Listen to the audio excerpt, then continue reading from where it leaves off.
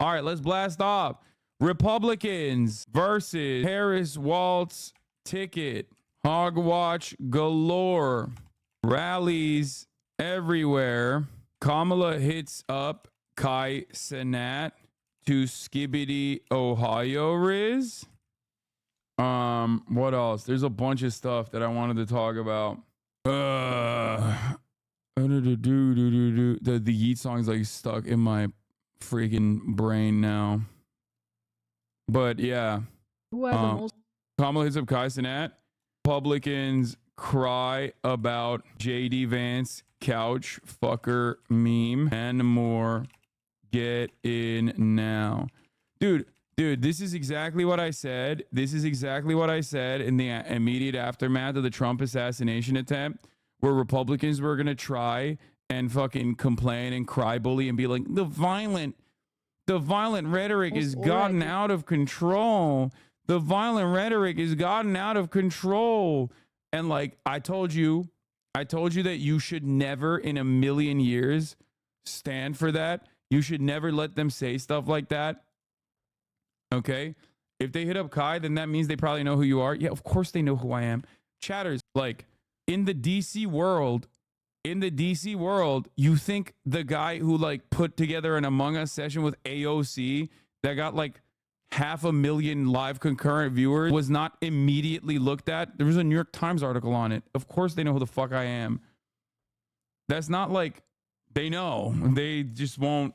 They know I've worked with the Democratic Party even before with the special elections for Raphael Warnock and what's his face? I'm forgetting the other dude's name now. Jesus Christ. Radical liberal Raphael Warnock specifically, and John Ossoff. Anyway, here we're blasting off. Like, I think, didn't you say the other day that Kamala should hit up Kai? Yeah, no, I think that I think that they could do a decent stream. It's just that like they're not gonna know how to do it correctly. And they've already messed up the bag, it seems. Weird blast off today, man. Gotham is under attack. Bad after me. Click now. Good one. DreamCon? Okay, we'll watch this Glaze sesh now. Yeah, I saw the Kai thing. I saw the Kai thing.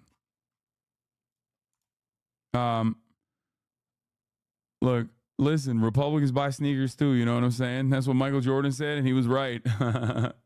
But they don't need your followers. We are already well informed. We need to inform Kai's degens. No, dude, it's not about that at all. It's the organic marketing that comes from a collaboration like that. I don't think that personally, like Donald Trump is like, ooh, Aiden Ross's fans are going to go and vote. No, it's not about that. It's about the organic marketing that comes from all the clips on TikTok. It reaches a much broader audience. It goes into far corners of the internet. Like, that's what the whole point is. That's why you do a media operation like that. Problem is, Kamala is not very, she's just not very dynamic in the same way that Trump is. You know what I mean? Like, she's not going to be able to clip farm. Trump is a clip farm every moment that he is alive, you know? He's a TV guy. He knows how that shit works. He knows what to say. Kamala Harris is going to come across like boring. Like, it's a very difficult thing. You have to kind of understand the space a little bit, or you have to at least be like Kevin Hart is a organic, talented, naturally funny guy. That's part of the reason why he's one of the most famous comedians on the planet, right? So even if he's not like fully aware of the Twitch sphere, he can just still vibe. Like he can just keep up in a situation like that.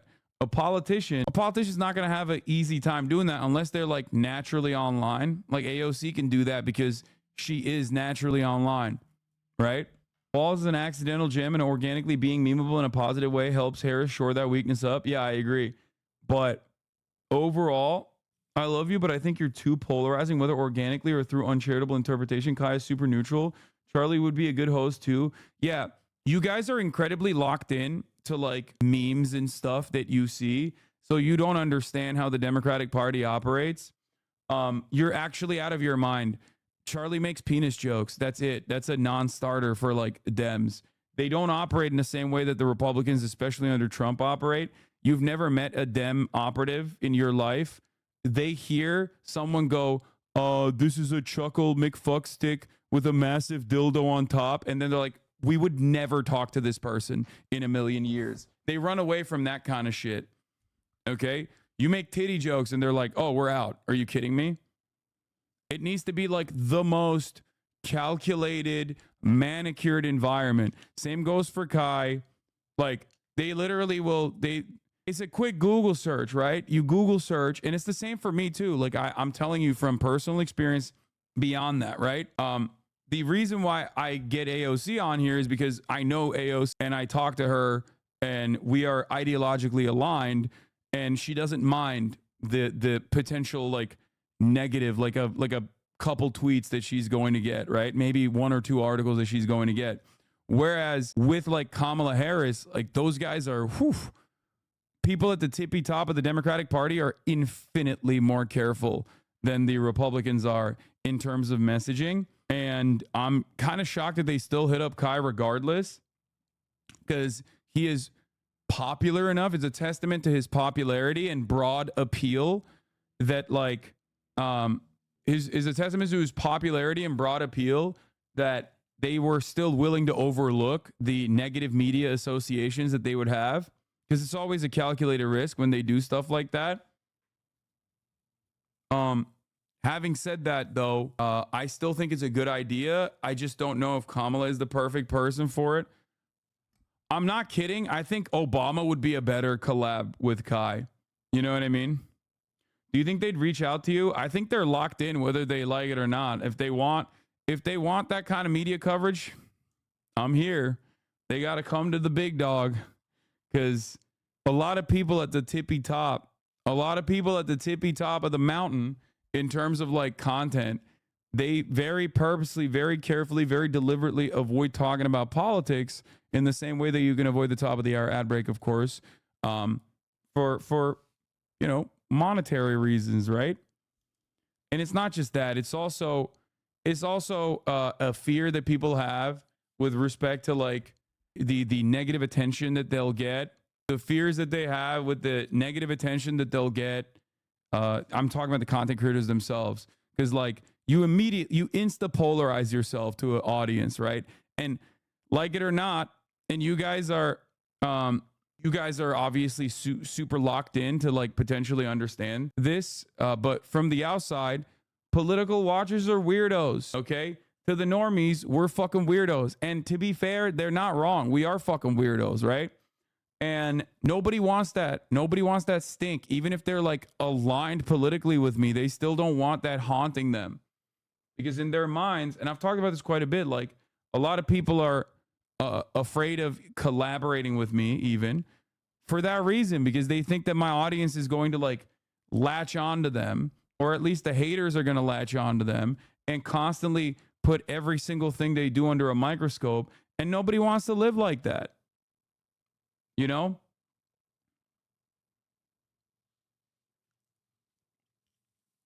Nobody wants to live like that.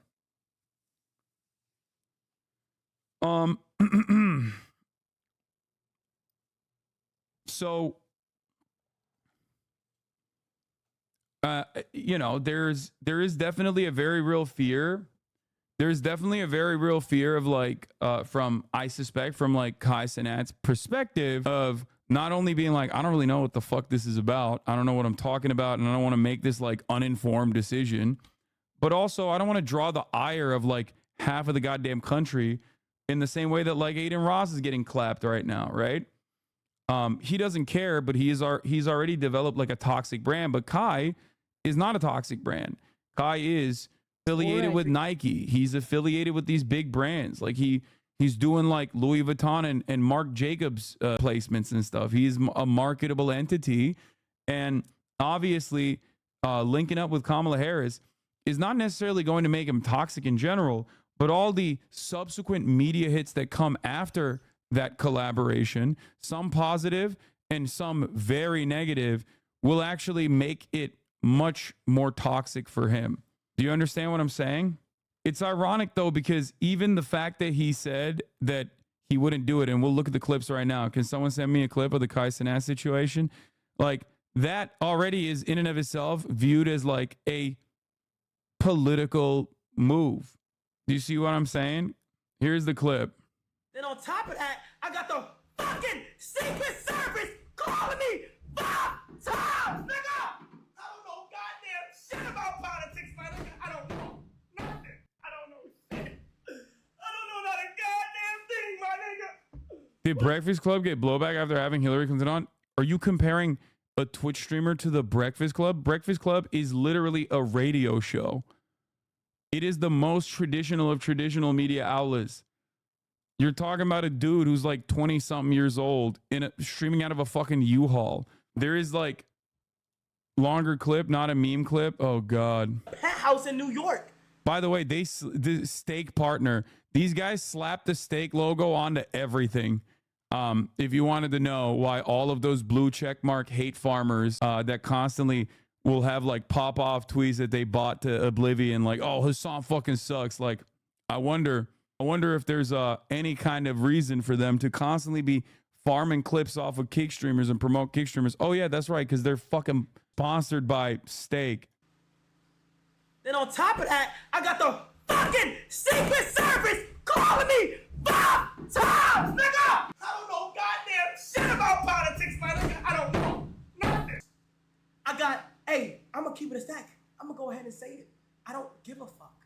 Okay? Listen, I had a bad bitch that I've been trying to get on for like the last 2 years that I haven't spoke to in like a year. I haven't spoke to this girl in so goddamn long, who gonna have the audacity to text me, we need you a part of the campaign. At first I was thinking she was talking about like a video game, like a Modern Warfare game, or some shit.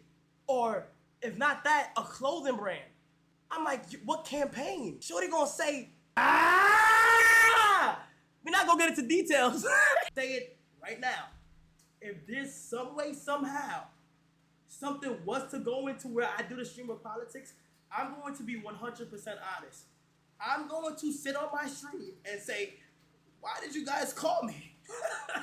Like, I don't know. I've never did anything with politics. And these blogs are like trying to say, yo, we gotta do this shit, Kai. This is literally like, this is the most like normal reaction, straight up. Like, we have, from where we're standing, we're like, what? Like, that's a fucking deal of a lifetime. What do you mean? You get to have like, you don't normally do a lot of like political commentary or anything like that. You have no political positions, but then you get to do like a softball bullshit like Kamala Harris media placement, easy fucking million viewer stream, right? But I totally understand why. I totally understand why he wouldn't want to do it. Because there is a lot of oppo and there's a lot of stink associated with politics. You know what I mean? Like, from where he's standing. Also, he's like, good for Kamala, not for Kai. No, it'd be mutually beneficial. I think you're wrong. I don't understand why they don't reach out to you. You're literally a political commentator. Dude, they know who I am. And it's not that they don't reach out to me. It's that they don't want to work with me. Obviously, politicians don't want contentious adversarial interviews. That's why, of course, they're going to go to Kai Cenat. No, stop saying 9/11. That has nothing to do with it, bro. Shut the fuck up. Bill Maher literally said way worse shit about 9/11 in the immediate aftermath of 9/11. He has an HBO show where every goddamn politician visits him. Shut the fuck up. You guys don't know anything, okay? God, you're so chat. You don't know how this works, okay? I promise you. It's not the 9/11 stuff. You can always overlook any kind of like bad media placement. Is a controlled, it is a calculated risk. It's not like the things that you immediately tune into in your mind. Okay? It is not because of comments or whatever. It is because of the obvious, much more, the much larger risk of me asking a question about Palestine in a situation like that. It's live. There's no control, and there are no assurances on my behalf that I would, you know, be nice. I got a bunch of my family down here in the front. So Anyway, Walz is speaking right now, so we'll take a look at the rally, and we'll get back to the Kai situation after that. a couple of them are Badgers too, by the way. So, He sounds like Keizo. and a real special thank you to everybody here. Looking out across here, look, you're busy people. You got things to do. It's a summer day. You had to walk 2 miles. Yeah, Had but you nothing ain't to do Bill with Maher, that, by the big way. dog. When he said those things, he was already on TV, not on Twitch stream. Yet, no, you're misunderstanding. People have the tendency to overlook all of those things because it's a calculated risk. If I was raking in I couldn't be 100K prouder stream, to be on this 100K viewers ticket every to stream, help and was make like relatively Kamala neutral, Harris or was the like next super president pro of the United Kamala, States. I would have that interview locked down already. You know it. Vice President Harris is on the side of the American people.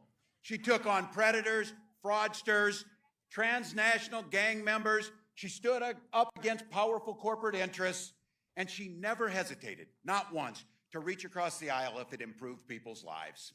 Being a Midwesterner too, I know a little something about commitment to people. I was born in a small town in Nebraska where community meant everything. My mom and dad taught me to show generosity to my neighbors and work for a common good. At 17, I joined the Army National Guard. For 24 years, I proudly wore the uniform of this nation. And that service, just as it did for my dad, a Korean War veteran, and millions of others, I got the GI Bill and it gave me a shot at a college education. My dad was a teacher. My siblings were all teachers, and 3 of them married teachers. It's noble work. I had the privilege of teaching public school, social studies, and coaching football for 20 years. And for all you Packer and Badgers fan, yeah, we did win a state championship, so it's what we do. But it was my students who encouraged me to run for office. I never thought that much about it, but they saw in me what I was hoping to instill in them. This idea of a commitment to a better world, a common good, a belief that one single person can actually make a difference. I lived in a red district, but my neighbors were kind enough and graced me with the opportunity to go to the United States House of Representatives for 12 years to represent them. I learned how to compromise without compromising my values. And as governor of the great state of Minnesota, I brought all that experience. Okay. Are there Minnesotans in the House today? MU law poll in Bringing that Wisconsin, experience to Trump tackling 50, the Harris challenges of 49. facing our state. Among We don't registered shy away voters, from Harris 50, challenges. Trump But I'll tell you 49 what, likely voters. Donald Trump, he sees the world differently than we Had see. Biden remained the candidate, it would have looked Trump 47, Biden 42, by the He way. has no understanding of service. And the multi-candidate race looks even better Because for he's Harris too at busy 45 to servicing 43. himself. Again and again and again. Again and again and again. This guy weakens our country to strengthen his own hands. He mocks our laws. He sows chaos and division amongst the people. And that's to say nothing of the job he did as president. Froze in the face of COVID, and it cost people's lives. He drove the economy into the ground. And make no mistake about it, violent crime was up when Donald Trump was president. Does Walz Harris running this exact same speech every Those day of work you who are a worse in an little older online know world? this. No, dude. What are you talking Older about? Republicans Have you ever used seen to a talk about comedian? freedom. What do you think? You These watch the guys Netflix today, special, it turns but out that's that freedom the to same them exact means speech government should that be they free fucking to repeat invade a their million times example over in front of freedom. different crowds, and they tune it up a little bit. It's a stump speech. Now, look, we're pretty neighborly with Wisconsin. We get our friendly battles, but in Minnesota, just like in Wisconsin, we respect our neighbors and the personal choices they make. Even if we wouldn't make the same choices for ourselves, because we know there's a golden rule. Mind your own damn business. Mind your own damn business. Great way to argue against the trans stuff, dude. Great way to I argue don't against need that. you telling me about our health care. I don't need you telling us who we love. And I sure the hell don't need you telling us what books we're going to read. It's so good. Americans are keyed in. Americans are keyed into freedom, okay? They love fairness and they love freedom. That's why the trans panic around like sports was so effective. Personal for my wife and I. When This Gwen is and the I decided perfect to have counter. children, we went through years of fertility treatments. And I remember each night praying that the call was going to come and it was going to be good news. the phone would ring, tenseness in my stomach, and then the agony when you heard the treatments hadn't worked. So it wasn't by chance that when we welcomed our first child, our beautiful daughter, we named her Hope. When Vice Love President the idea or Harris the concept and of freedom, I, maybe, and except when it everyone comes to here foreign talks policy, about no one ever freedom, acknowledges. we mean the freedom Dude, to make your own Dude, health you're not decisions. making a brilliant point, okay? It's not a bold, brilliant point of analysis to say that no, Americans are selfish and they don't know anything about foreign policy, or they just don't care. Worrying about being shot dead in their classroom. We're talking about like domestic policy. And just like Wisconsin, over in Minnesota, we believe in the Second Amendment, but we also believe in common sense gun violence laws. And just so you know, when I was in Congress, I was the top gun at the trap shoot 3 years in a row. I can outshoot them too. I can outshoot these guys. Look, freedom is when freedom. Oh, can we get somebody to help?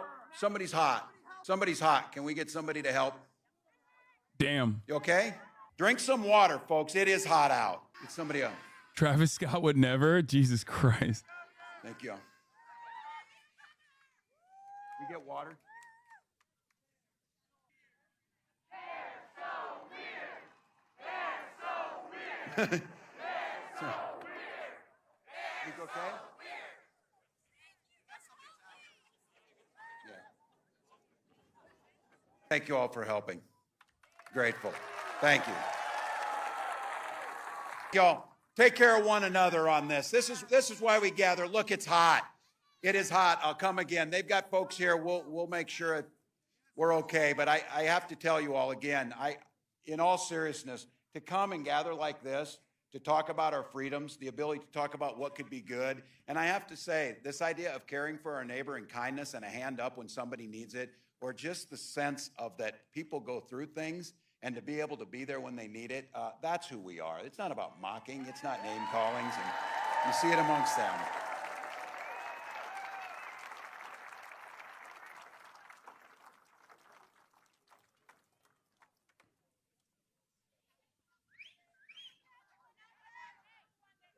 Three hours until Harris and Walz are set to appear in Eau Claire. This is the line to get to.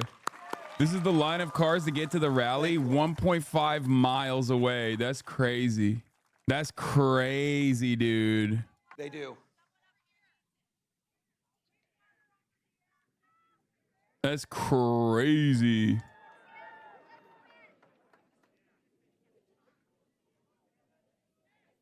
Thank you all. We're okay. We have someone down. They're treating him. They're getting him some water, and it's good. He's going to get up. You guys need some water? The Lib too? Hodge? Yeah, there is the Mecca. We'll ask them. Teddy, can you see if they have some more water? That'd be great. Take care of your neighbors. Do you think they'll get worried about Kamala being overshadowed? Are you kidding me? No. I think Kamala just wants to fucking win, baby. She, in some ways, she's literally a fucking blank sheet of paper. Okay? She has always been like very malleable, and this is honestly something that I was very afraid of. This is something that I'm very afraid of. I was very afraid of her being like very malleable. I was worried that like the billionaire donors were going to influence her decisions, but it does seem to me like they're pretty locked in on the labor front. And as a blank canvas, she does not have like any ambitions or any big, I would say, chaotic personality flaws in the same way that like Biden very clearly had him. Hillary Clinton very clearly had him. Tim Kaine was a perfect pick to demonstrate that reality. I would go so far as to say that Joe Biden's pick with Kamala Harris was a demonstration of that. Donald Trump obviously is also another big personality who is always very afraid of like being outshined by his own VP, which is why he went with fucking JD Vance. Back to the White House, it will be far worse than it was 4 years ago. Kamala Harris is a blank for the slate. middle class, repealing the Affordable Care Act, gutting Social Security and Medicare, the very safety nets that protect people when they're down. I wouldn't say And of labor. course, No, banning you're Russia's wrong. country. The Kamala campaign is tuned in to the labor frequency 1,000%. Are you kidding me? She fucking went with Tim Walz. Why do you think that decision happened? if you think that they're not actually locked in on all fronts on whatever labor is saying, you're wrong. Okay? Sean Fain went on television and was like, I like Bashar and I like Walz. Those are my guys. Walz is the pick. And you trash that place.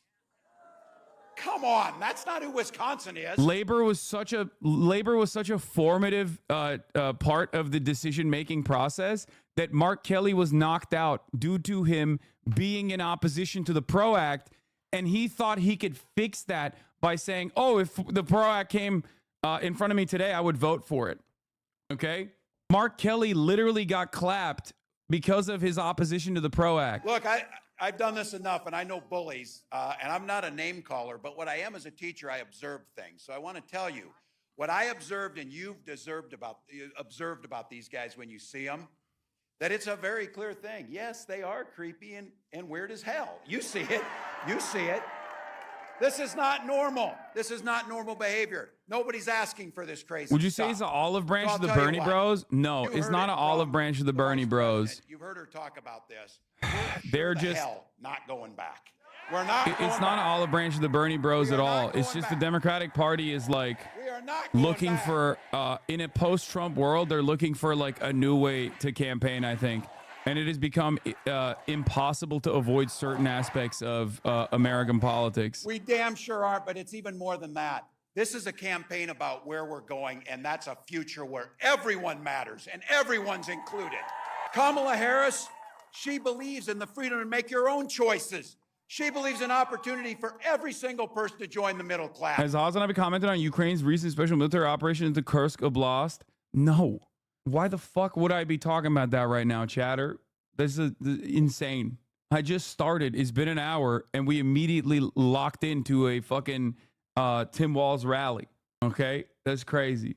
You should be focusing on the fact that I forgot to run the 3-minute ad break after saying I was going to run it at the top of the hour, so I'm now running it in the middle of the hour instead. Here's our intro to Beyonce gave the clearance for this song to be used. As pretty liberals, bro. Just keep that in the fucking drafts. Good afternoon. Always good to be back. Good afternoon, everybody.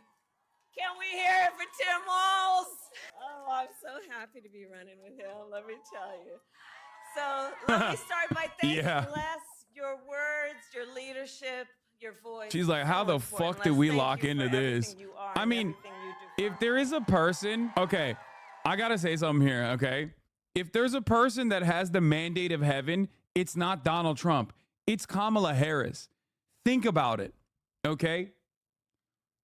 Unsuccessful politician, literally dropped out, had no shot at even winning her own fucking state, California, okay? Ran on a relatively progressive campaign when there were significantly more interesting progressive, more dynamic progressive candidates, okay?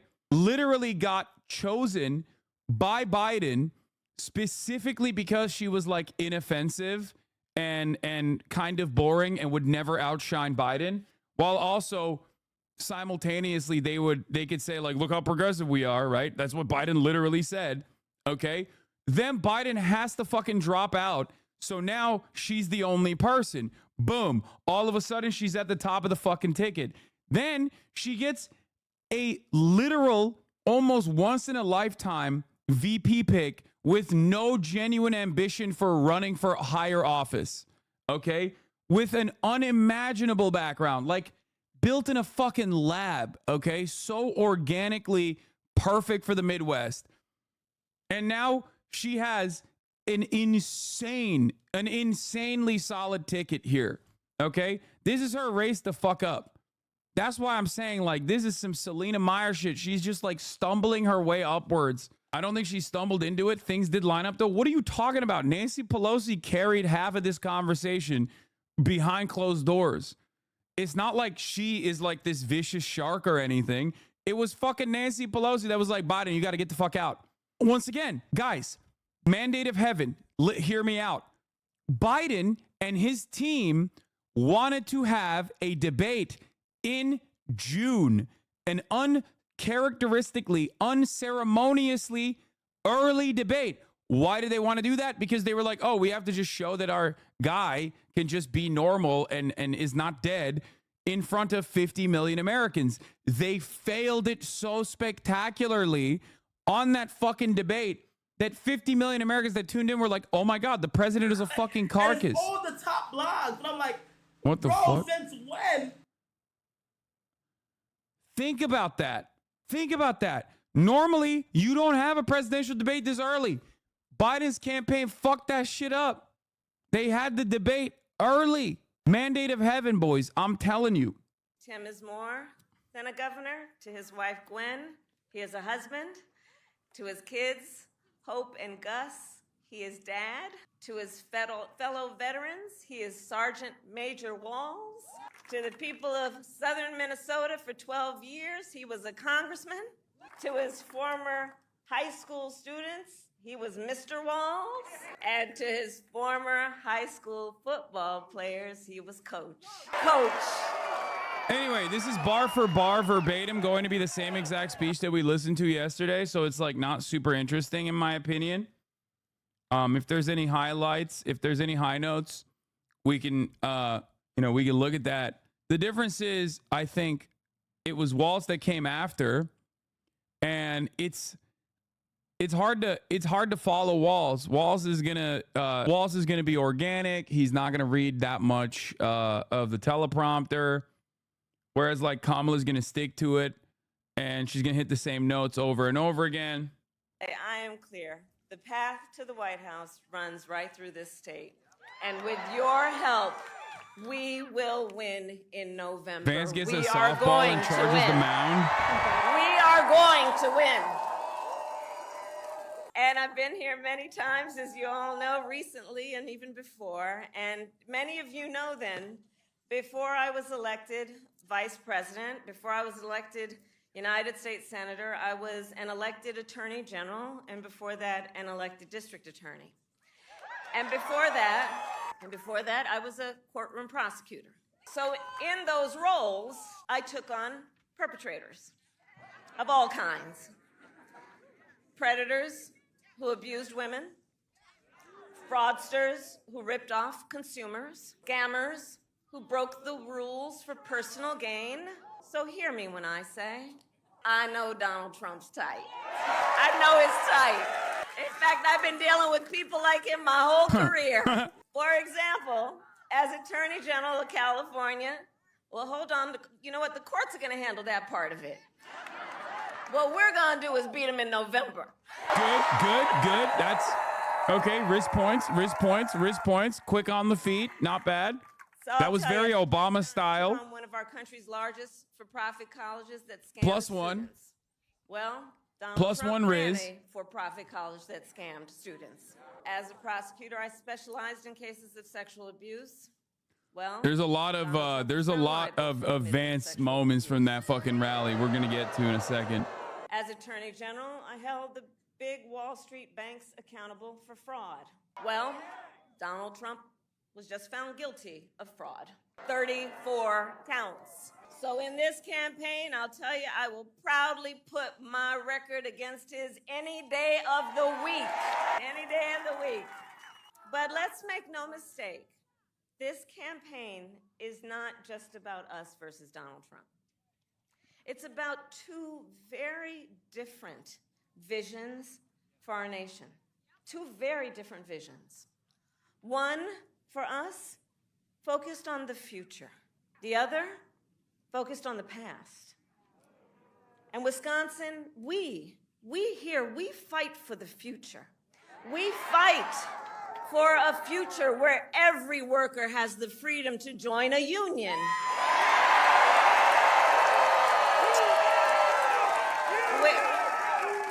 Union strong. You don't preach on voting any president because all of the American presidents are shit. We fight for a future where every senior can retire Bro, with I'm dignity. sorry. This is what dreams are made of. I never thought, and hats off, props to fucking Brandon for kind of carrying the torch on this shit. But I never would have imagined the Democrats being so actively, so openly on Maine, being fucking pro-union and legitimately getting their fucking flowers from the unions too. And I don't just mean like you know, unions that have always historically defended the Democratic Party because it's like the less shitty option, but just like very openly talking about what they're going to do for labor. Because we know that while fighting for a brighter future may be hard work. When are you endorsing hard this work is ticket? good. I mean, when I see some fucking momentum on Gaza. So we will continue to fight for affordable housing, for affordable health care, If I don't see momentum on Gaza, you know, bro, if they change the course on Gaza, I won't even endorse. I will fucking door knock. I've said it already. I said this before. I will get a fucking tour bus and I will go to every goddamn state. I will go to every goddamn state. I'll hold events, all out of pocket, all on my own. Okay? I will go, I will door knock, I will try to make sure that I get every goddamn American on board. If they change course on Gaza, okay? If they say things like, hey, no more weapons transfers, what the fuck's going on? You keep sullying your own dang ceasefire deal, okay? Straight up. I would literally go to every fucking state. I would go to every state. I would do fucking rallies. I would fucking door knock. I would get every single one of the Hasanabi heads activated to go and door knock in their own districts. Straight up. To bring manufacturing jobs back to America and back to communities like Eau Claire. But wasn't foreign policy not in the interest of the voter? Well, it's in the interest of this voter. Okay? Not just a voter, but also a person with, you know, a decent amount of political labor organizers in his community. So yeah, no, it's in my interest. I think that genocide is unconscionable. I also don't think it's a good idea to go down this suicide pact with Israel for no fucking reason. That's my price, dude. And as we work to move our nation forward, Donald Trump tends to take our nation backward. There is so much evidence of that point. There really is. But look at most recently, Project 2025 in that agenda. Project 2025, you know, if you have some time to take a look at it, I'm telling you, it is a plan to weaken the middle class. It is a plan to weaken the middle class. If he is elected, Donald Trump intends to give tax breaks to billionaires and big corporations. He intends to cut Social Security and Medicare. He intends to surrender our fight against the climate crisis, and he intends to end the Affordable What do Care you say Act. to people who bitch at you and call you a single issue voter? I say to them, listen, if you think I got juice like that, if you think I got motion like that, start either A, smiling and dialing to overcome that boost, okay, to overcome that burden, or smile and dial in the opposite direction and get the fucking Democrats to change course on this issue, okay? If you think I'm that fucking powerful, then, you know, bend the goddamn knee. So here's the other thing. I do not disparage anyone who is very excited about this ticket, okay? I totally understand where people are coming from. I totally get it. But I also don't disparage anyone who says, nah, what the fuck? Nothing has changed on Gaza so far. Why would I change my attitude? Like, I still maintain the position that politicians are supposed to earn your vote. I like a lot of the things that they're doing now because they are trying to actively earn the vote. Okay? They're not doing the classic Democratic Party gaslighting on many issues. They're not doing the classic Democratic Party gaslighting of like, vote for us or you're going to fucking die, sweetie. They're not doing that shit. They're actually actively talking about what their platform is. They're actually actively talking about what they want to do for the future. That they have a vision for what is to come. You know, do what we want to do. But I'm not going to sit here and disparage you if you're like, I mean, I will make fun of you if you're like, I'm going to vote for Trump over the Democrats because of Gaza. Then you're a fucking idiot, okay? I don't care. You could be a Muslim family member in Dearborn with like family members in Gaza. I will tell you straight up, that's dumb as fuck, okay? Sorry. And it's not just a take that I've heard from Arab Americans with family members in Gaza. I have literally, look, I talk to people literally in Gaza, okay? I talk to people in Gaza as well. And that is like a legitimate thing that they have thought about too. Laws It's crazy to hear, but that is something that people think. Like Palestinians also are like, well, we weren't getting fucking ruthlessly slaughtered under Trump. That's like a thing that I've heard. It sounds insane to say it out loud, but that's how powerful it is when you are overseeing this death and destruction. Members of the United States Supreme Court, the court of Thurgood and RBG, because he intended for them to overturn Roe v. Wade. And as he intended, they did. No, I'm not calling PSL and Green voters the equivalent of Republican voters. What are you talking about? No. States in our country have a Trump abortion ban, many with no exceptions even for rape and incest. And if he wins, we all know he will sign a national abortion ban to outlaw abortion in every state, even in Wisconsin. But we are not going to let that happen because we trust women. And when I am president of the United States and when Congress passes a bill to restore the protections of Roe v. Wade, I will sign it into law.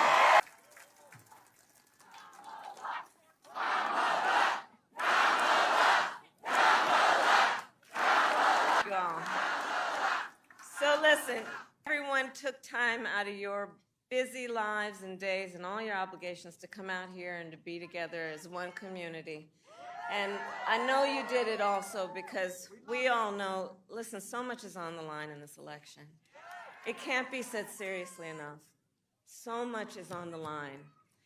And compounded with everything else that we knew was on the line, think about the fact that last month, the United States Supreme Court basically told the former president, who has been convicted of fraud, that going forward, he will be immune no matter what he does in the White House. Think about what that means and the changed circumstances since 16/6/20 when you think about what that court decision means. Donald Trump has openly vowed if reelected, he will be a dictator on day one, that he would weaponize the Department of Justice against his political enemies, that he would round up peaceful protesters and throw them out of our country, and even, quote, terminate the United States Constitution. So let us be clear. Let us be clear. Someone who suggests we should terminate the Constitution of the United States should never again have a chance to stand behind the seal of the President of the United States.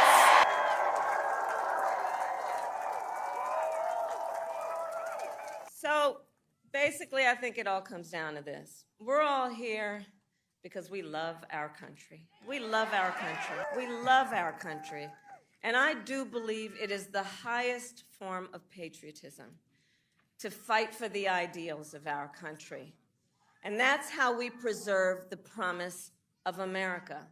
Because after all, the promise of America is what makes it possible, by the way, for Governor Walz and me to stand on this stage today. Just think about it. 2 middle-class kids, one a daughter of Oakland, California, who was raised by a working mother and had a summer job at McDonald's. The other, a son of the Nebraska Plains who grew up Bro, working you gotta farm. remember, like, the Think Clinton about comparisons are fucking so hollow here because she doesn't have 30 years of opposition research and conspiracies mounted against her due to her husband and due to her time in positions of power. There is no, like, Clinton is a uniquely bad, Hillary Clinton especially, is a uniquely bad candidate for that reason. And a lot of the shit that she got was so valid too. Some of which was insane, right? Like they would call her like a vampire or whatever. Like, and with all sincerity, they would do that. They were like, oh, she's a blood-sucking vampire or whatever, who has like a long-ass assassination list or whatever. But like some of that shit was correct. And when elected, we will govern on behalf of all Americans. Also, this is the same speech as yesterday. I don't know why people are yelling at me. Because Coach Walz and I know, and we're clear about this, unlike the other side. We work for you. We work for you, the American people, and we will always fight for you, for your family, for your freedoms, and for your future. So Wisconsin, ultimately, this election is about a question that we each face. We each face a question in this election, and that is, what kind of country do we want to live in? Do we want to live in a country of Zox, freedom, thank you for the 10 gifted. of compassion, of rule of law, or a country of chaos, fear, and hate? And the beauty of our democracy is we each have the power individually and collectively. We each have. Haven't all administrations done genocide or pseudo-genocide or other unconscionable things? We're talking about a mountain of atrocities. Why would you vote for Hillary and not Kamala when you factor in all those other atrocities? Even if they stop the Gaza genocide, there's a billion other foreign policy things we do right. You mean like a billion other foreign policy things we do and then comma right? You're not saying that we do right things in terms of foreign policy. You're saying like why Gaza and why not the rest of it? Because it's deeply personalized. It's happening right now. And the reality of the matter is that it is a firm commitment, perhaps a naive, but yet still firm commitment to the understanding that Americans still want to maintain that our voices matter. That's what this is about. Okay?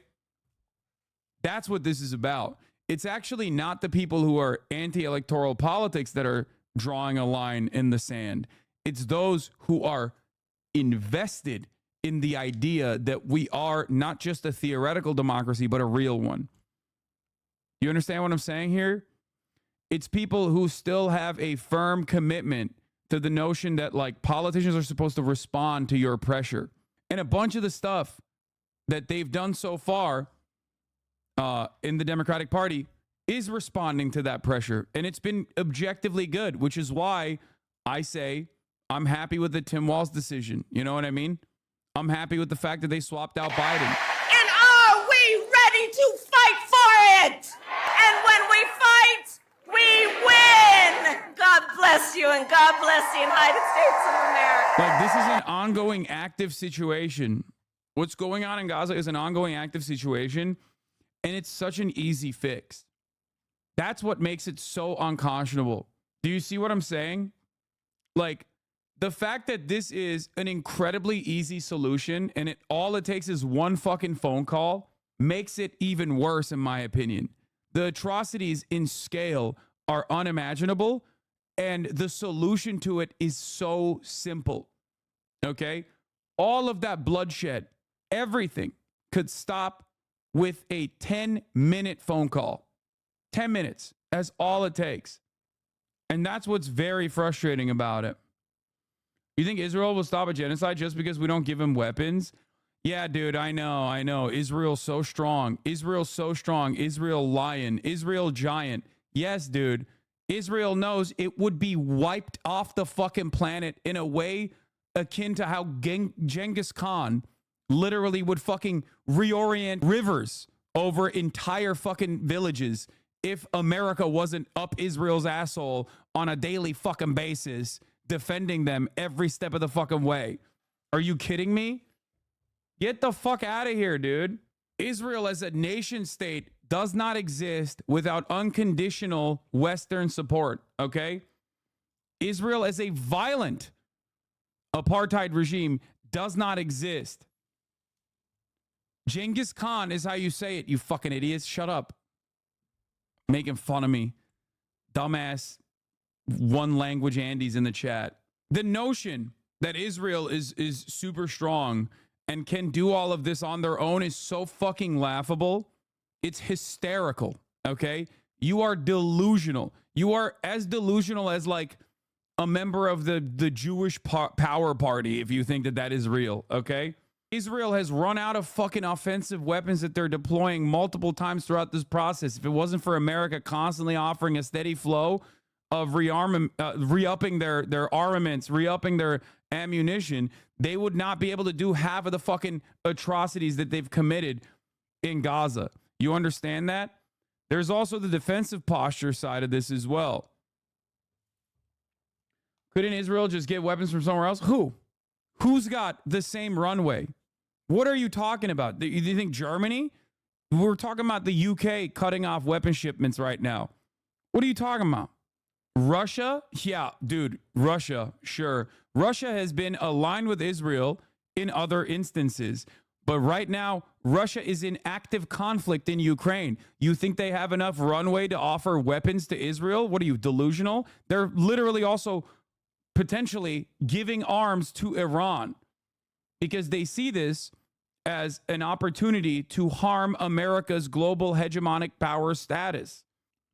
No, there is no world in which Israel continues its atrocities without unconditional support from the United States of America. Okay? Russia itself is currently desperate for both ammunition and also other weapons as well. No shot. Yeah, this is the funniest part of this equation. It's like, oh yeah, dude, you're crazy. Who supplies the most arms to Israel? What would they do without unconditional U.S. support? And also, look no further than history. Many different instances where America has made a phone call. Joe Biden himself made a phone call in 2021. Joe Biden himself made a phone call in 2021 and said, cut it out. Next day, it was over. Next day. You're out of your dang mind. Germany doesn't have enough weapons to supply Israel with steady arms either. Anyway, y'all are crazy. One phone call is all it takes. Benjamin Netanyahu needs to be reminded that we are the fucking daddy in this situation. He's gone far too long, grown far too comfortable in his own mania to think that this is like he can do whatever the fuck he wants. What about China? Nope, no way. No shot. No shot. If anything, China and Russia are more likely to arm the resistance, which, you know, they won't do officially and openly, but they're more likely to arm the fucking resistance than they're to arm Israel. Why would they help Israel, dude? Israel and all of its enemies, okay, all made up or all Israel created for the most part, is not just a battle between like Israel versus people who can't fight back. This is a battle between the Western Alliance and the global South. It's a never-ending battle of causing irreparable harm to America's soft power around the world. That's it. I think you can understand why we're having such trouble believing that the U.S. can stop this genocide right now if they feel like it. I'm sure what you're saying makes sense, but it's difficult to believe. You're making it sound obviously true. Okay, but it has happened. Ronald Reagan has stopped it. Joe Biden himself stopped it 3 years ago. So with one phone call, okay? With one phone call, one perfect phone call, the same length as a top of the hour ad break, 3 minutes, okay? And it's done because Israel knows. And this has happened in the past as well. Yoav Gallant was asked in a press conference early October why they were allowing food, like aid trucks, into the Gaza Strip by rabid Zionists. And he was like, America told us. What are we supposed to say? No. They asked him. They were like, oh, you said you're fighting human animals. They're barbarians. Okay. Why are you giving them food now? And he just said, America gave us a phone call, told us we have to let in some food. Some, not all, but some, which they still, refuse to do all the way. And he answered that and he said, what am I supposed to say? No, it's America. And he's right. They, at the end of the day, recognize that there is no continuing this genocide without American support. That's why I'm so fucking angry. Anyway, why are you ignoring India's potential involvement in this conflict? India is the true hegemonic power. They control the UK. You're just being fooled. Sure, bud. Yeah. India lying too, sir. I know. Anyway, Indian chatters won't see the 3-minute ad break because there is no ads being served in India, but here's the top of the hour ad break regardless. All right. There's a lot to talk about. Okay. We'll get back to the Palestine stuff in a second. And again, if Kamala doesn't get a ceasefire, she will lose because Netanyahu will escalate days before the election to swing it to Trump. Oh, for sure. Biden tells Israel's Netanyahu, U.S. expects a significant de-escalation today in Gaza. I believe it was this phone call and is stopped the next day. Hassan, that was a racist Brit, not a pro-Israel Indian dude. Hassan, does Israel have the ability to make a strike against the USA? What? No. What are you saying? No, dude. So why hasn't he done it now if he wanted to in the past? I don't know. Demented, psychotic, rabid Zionist freak, personal commitment and like permanent loyalty to Zionist causes beyond like the average American, beyond the average American politician. He's been a freak his whole life in terms of Israel. So anyway, let's continue. So JD Vance also held a rally today. We just saw one thing I want to talk about. In 24 hours since Kamala Harris asked Tim Walz to join the ticket, her campaign raised $36 million from 500,000 donors, more than 1/3 giving for the first time. The top profession of donors were teachers. Okay. I'm afraid Gaza is a non-issue now. Can't stop the Wall Street. Yep, it's not for me. Not a non-issue for me. Certainly is still a very real issue. They're going to do a fucking Detroit rally. They're going to do a Detroit, Michigan rally tomorrow. You think that people won't show up to that with demands? They will, and they should. Okay? The Kamala ticket has shown that they respond to popular pressure from the base of support. This is a very important opportunity. A very important opportunity for Michigan to show up and say, look, you got to fucking give us real assurances. Or, oh, wait, it's tonight, actually. Sorry, it's not even tomorrow. It's tonight. The Detroit rally is today. Bigger issues in America, in my opinion. Many people, there isn't a bigger issue. And I totally understand that. Okay? I get it. I respect it. I'm in Michigan, and tonight Detroit's going to be stupid insane. 50,000 people RSVP to the event, including 88% of the UAW people in Detroit. They have to move the event to the airport to have enough room. Unions, locals are treating it like a whole party night. Yeah, I will be live at that point. Yes. Anyway, Kaya, what are you doing? What are you doing? Get back on there, little lady. Sneaking out. Good girl. Anyway, so you have this massive line. In contrast, here is JD Vance. He held a rally in Shelby Township today. Okay. In front of the Shelby Township Police Department. How many people in the audience who are not media covering the event? Pretty much zero. Okay. It's all just media. Basically just a press conference. And JD Vance has had a couple moments where he is flubbed massively in some of his media opportunities. Let's take a look at one of them. We've heard a lot from Democrats using the word weird, calling you weird, calling former President Trump weird. What do you make of that weird argument? I think that the weird argument honestly came from a bunch of 24-year-old social media interns who were bullied in school, and they decided they're going to project that onto the entire Trump campaign. And the reason it doesn't make sense is because you ask who's weird, right? I think it's pretty weird to be the border czar and to open up the border and allow fentanyl to come into your community.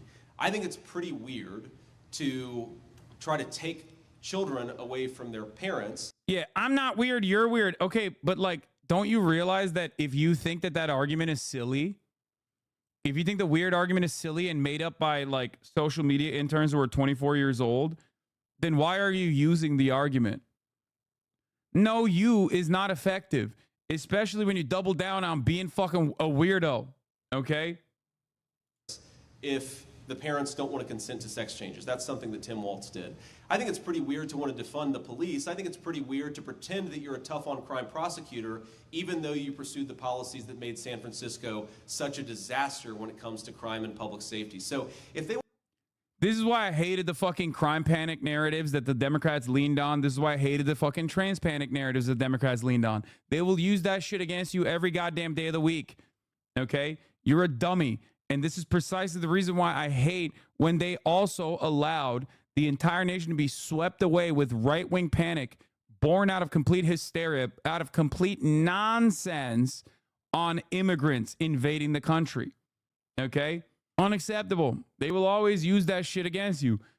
One should ask, what's going on in San Francisco? You think it's on fire? Look around. The fuck do you mean, dude? Crime is down across the board in every goddamn township in this country. The fuck are you talking about? What do you mean?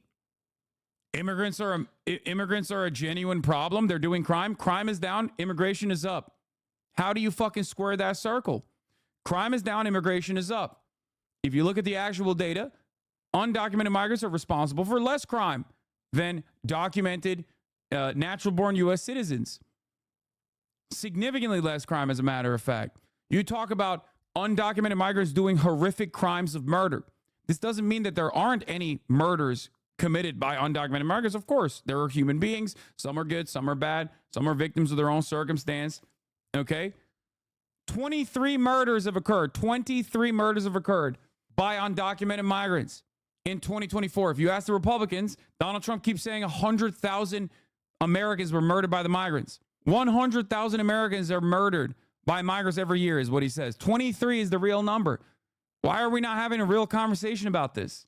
You can say whatever you want. And if the other side doesn't actually turn around and correct the record, if they don't counter message, then people get captivated by that narrative.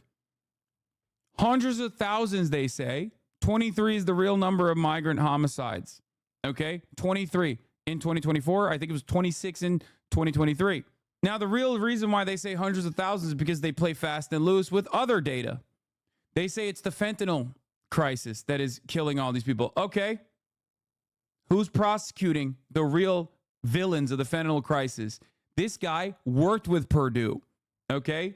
He's worked with the Sackler family. He's backed by Silicon Valley tech demons. Okay. The idea that like it's actually Guatemalan migrants like carrying fentanyl in their butthole over the fucking border is so stupid. And it's not the reality. Think. The reality is 90% of drugs being trafficked over the border are apprehended at regular border crossings, okay? Regular points of entry. And 90+% of those who are caught are American citizens. Think. Why the fuck would you actually try to sneak drugs over, metric tons of fentanyl and chemical compounds necessary to make drugs in the butt cheeks of a fucking migrant when you could just chop up a car and put it in there and have a white American dude drive it over the border? Which one has less scrutiny? Which one is more consistently going to allow you to traffic product? Think. Sounds familiar. Where have I heard this before? I don't know. Talking about the fact that, I'll give you another fact. Democrats should constantly be talking about the fact that there is no readily available empirical data to suggest that immigrants are doing more crime. As a matter of fact, the only available empirical data shows the exact opposite of that reality. So it's a pure Republican hysteria, Republican panic, and it's really racist panic. One other thing I will tell you is this. Donald Trump talks about immigrants are responsible for hundreds of thousands of deaths every year. That's what he says. He says that at his rallies. He says that as the RNC. I've never heard from a Democrat be like, yo, hold on. What are we talking about here? That seems like a big old deal. I've never heard a Democrat go, that seems insane to say. Let's take a look at the data. Well, I did look at the data. Customs and Border Patrol data shows. Do you want to know how many murders undocumented migrants committed? I'll tell you what it is. I looked at the data. 23. So that means, and we've definitely heard 23 horrific, gruesome things that an undocumented citizen has done in this country. So that means that every single instance of a murder committed by an undocumented migrant was heavily publicized in this country in an effort to make you think like they're doing crimes every day. This doesn't mean that like undocumented migrants are responsible for zero crimes. Of course not. They're human beings. Some human beings are going to do good things. Some human beings are going to do bad things. We're all a victim of our own circumstance. But you have to look at like, if this is how to deal with crime, you have to look at the entire group of people and see if they're responsible for an overwhelming share of the crime. And it turns out they're responsible for less crime. It's actually insane that we have this conversation. Bro, you were spitting here. How did you do this on the side of a b-ball court? I'm ready at any given moment, any time of the fucking day, baby. I'll give you another. What? Not immigrants, illegal immigrants? Yeah, this is false, but okay. Not immigrants, illegal immigrants. They are two separate categories that the left refused to acknowledge. No, I'm using undocumented migrants.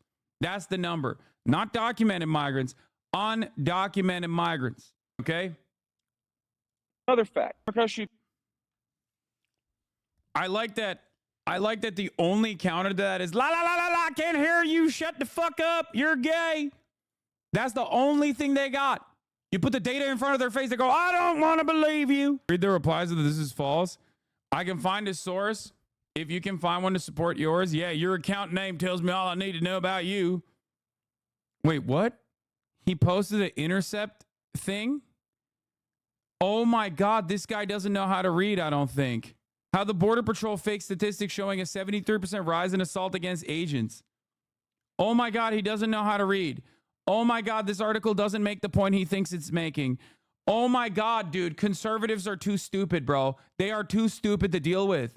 They're so fucking stupid.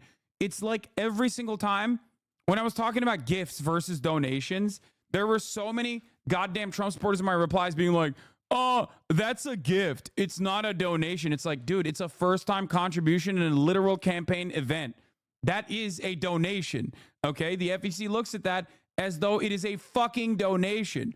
It's not the same as like Donald Trump's children giving them a gift on Donald Trump's birthday. Obviously, context matters in this situation. And people were literally posting information that basically reiterated my position from the FEC website or Wikipedia pages, who literally said you're wrong and provided support that he's wrong. Yeah, exactly. They want to call me weird. Look, I've got my wife here. I've got 3 beautiful kids at home. I'm a normal guy who wants to live the American dream and wants all of you and your kids to be able to live the American dream. That's why I'm in it. If those people want to call me weird, I think it's a badge of honor. Is the suggested community no for that tweet? Wait, what the fuck is this? Non-citizens of the U.S., 6.6%. Non-citizens of federal prison, 15.1%. Oh my God. They try to hit that with a context note. You think that is a solid way to fucking approach this? Of course, non-citizens are going to make up a higher percentage in the federal prison population. They're non-citizens, you fucking idiot. And they go to federal prison for literally just being non-citizens, not for actually doing crimes. Their existence in the eyes of the American government is a crime on U.S. soil. That's not what you're talking about. You're talking about murders, you fucking idiot. This is not a context. This is not a context clue to fucking support your argument. There's a response that says, yeah, they're in prison because they're undocumented. Yeah, exactly. In federal prison, mind you. Is it me or does Twitter have 5x as many conservatives? Yeah, of course. It's run by a fucking billionaire psychopath who is right-wing as shit and also very stupid himself. This is why the Republican Party and even some Democrats have actively pushed to undermine and defund public education, okay? Because a dumbass populace, an uneducated populace, is so easy to fucking manipulate. You feel me? That's what they're doing. Why would people in Wisconsin want to have a beer with you? Old saying in politics that what can swing undecided voters in a place like Wisconsin is whether you seem like somebody they would like to have a beer with. Yeah. Why would people in Wisconsin want to have a beer with you? Well, I guess they'd want to have a beer with me because I actually do like to drink beer. And Old saying in politics. Yeah, and I'll have a Diet Mountain Dew. Nah, fucking idiot. All right. That, Let's of course, start. Is where we're going to begin with the new Democratic ticket in the presidential Here's race. the battleground Pennsylvania rally. Here's a recap of it. I got to pee real quick. He was running mate to Vice President Kamala Harris in front of a very energized crowd in Philadelphia. Nancy Cordes was there. She joins us now. Nancy, you're in the room where it happened. What was it like? Because I'm telling you, just watching on the TV screen, people said it jumped off the screens. It was electric inside the arena too, Gail. 10,000 screaming supporters, thousands more who were waiting outside but couldn't get in. A vice president and a running mate lavishing praise on one another, genuinely seemed to like each other as the Democratic establishment cheered this pick from coast to coast. And the Harris campaign insists that the grassroots is so excited that they were able to raise more than $20 million yesterday alone. Tim Walz will be ready on day 1. Vice President Harris hailed her new running mate as a veteran, 6-term congressman and 2-term governor, who is prepared to take on their rivals. Tim and I have a message for Trump and others who want to turn back the clock on our fundamental freedoms. We're not going back. The Harris campaign says Walz beat out 8 others for the job. Harris offered it to him Tuesday morning as campaign cameras rolled. Would you be my running mate and let's get this thing on the road? I would be honored, Madam Vice President. The joy that you're bringing back to the country, the enthusiasm that's out there, it would be a privilege to take this with you across the country. Sources close to the campaign say it was Walz's lead. Oh, also, hold up. I got another thing I want to talk about real quick. Yeah, we got a lot of politics news and shit to cover, But there is one other thing that I need to mention here. Okay. There is some fucking psychopath. Okay. There is some fucking psychopath out there that is running around emailing fan channels. Okay. We got to talk about this. Dude, my haters are the most rabid motherfuckers on the planet. Like, they do actual comic book villain shit. Okay. As some of you may know, many of you don't, there's a million different channels that are fan owned and operated on YouTube. Okay. They're owned by you guys. You guys clip it. You post it on YouTube. You make revenue off of it. I don't care. I never fucking asked for that shit. It's your own. If you want to do it, go ahead. I don't have, I don't DMCA content. Okay.